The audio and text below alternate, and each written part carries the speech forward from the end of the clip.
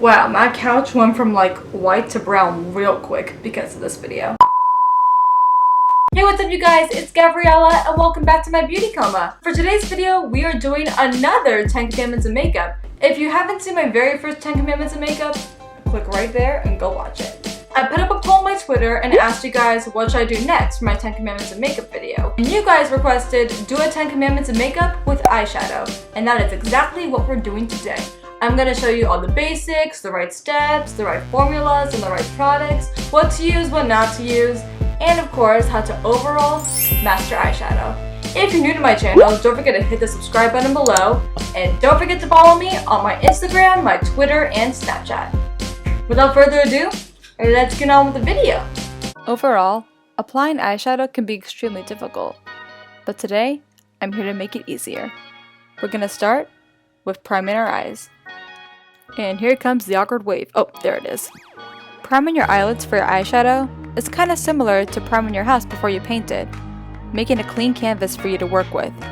An eyeshadow primer acts as a barrier between your eyeshadow and your skin's natural oils. That way, the colors stay vibrant.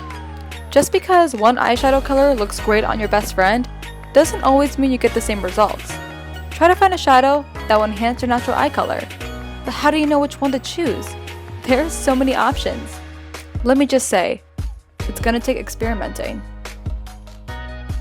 First, we have blue eyes. Try to find some shadows with bronze or peachy tones within them. These shades will help your blue eyes pop, and slate gray is another great option as well. If you have green eyes, try to find some shades that have rusty or plum colored tones to them. These will look very flattering. This also works if you have hazel eyes. And if you're a brown eyed girl like me, then we are very lucky, because most shades look great on our eyes, such as purple and golden hues. So yeah, we got a lot of options for our eyes. Your eye color is already a given, but you should also consider what your eye shape is. Are they deep set, close set, or even hooded? To figure it out, try to find where your crease is and go on from there. Knowing the shape of your eyes help you decide which technique is right for your specific features. You want to enhance your natural beauty, not recreate a new face. Before you start going shadow crazy, it's important to know which sections correspond to each part of your eye. There is a method to all this madness.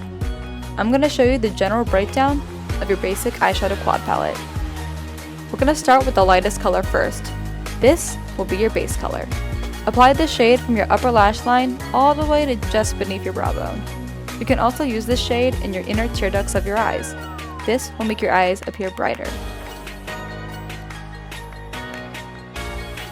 We're going to take the second lightest color in your palette, and this color is going to be going all over your lids.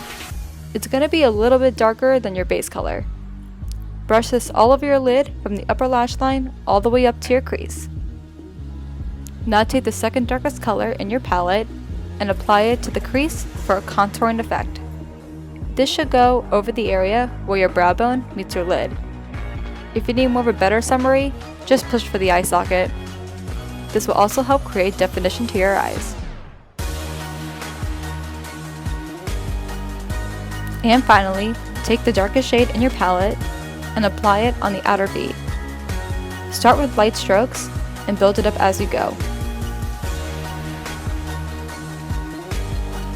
If you want this look to be more soft, use that same dark color and get an angled brush and use it as eyeliner.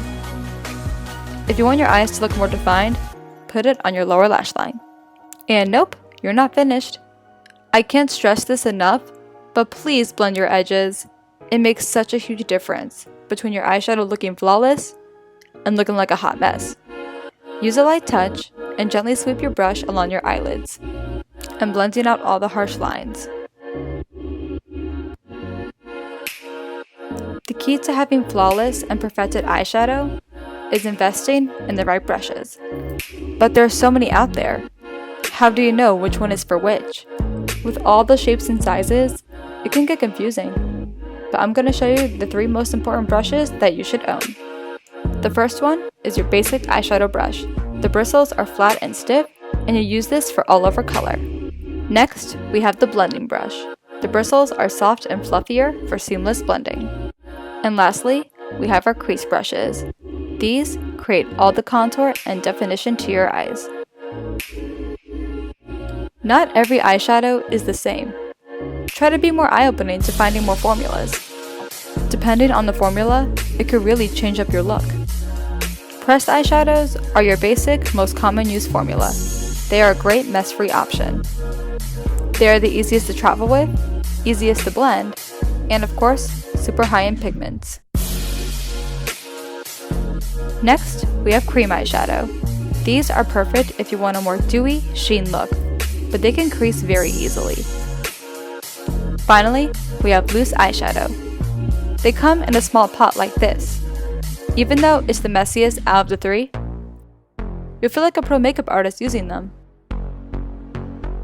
A deep plum eyeshadow looks gorgeous on its own, but once you add a plum lip and a purple sweater, things get a little too matchy-matchy. Don't be afraid to go bold. Just make sure you balance. Don't worry, you're almost done. To make sure all your makeup stays in place, we're gonna set it all with setting spray as our final step. Try to hold it at an arm's length from your face and spritz away. Cleaning your eyeshadow brushes is super important. I'm gonna show you how to properly clean your brushes. And for this you only need 2 ingredients. You're gonna need antibacterial dishwashing soap and extra virgin olive oil.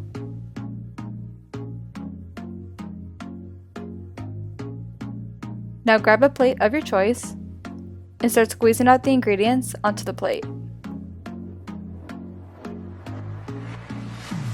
Now one by one, start stirring your dirty makeup brushes into the plate until you see the dirt come off.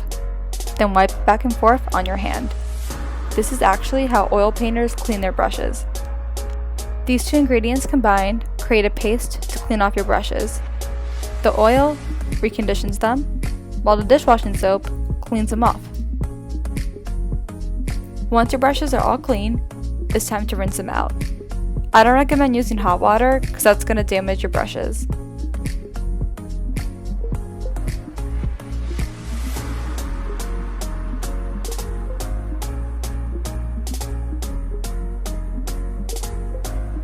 When you finish rinsing your brushes, pat them down with a towel.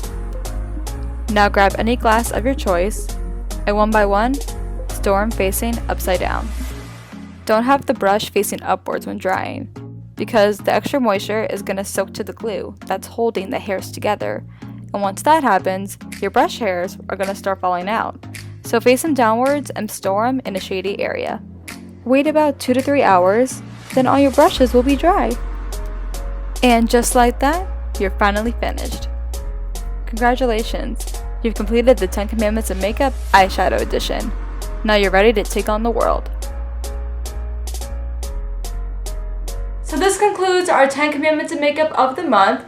If you really enjoyed this video, don't forget to give it a big thumbs up and comment down below on what I should do next and which tip were you surprised about. So, I hope you guys have a great week and I'll see you next time. My Beauty Coma is out.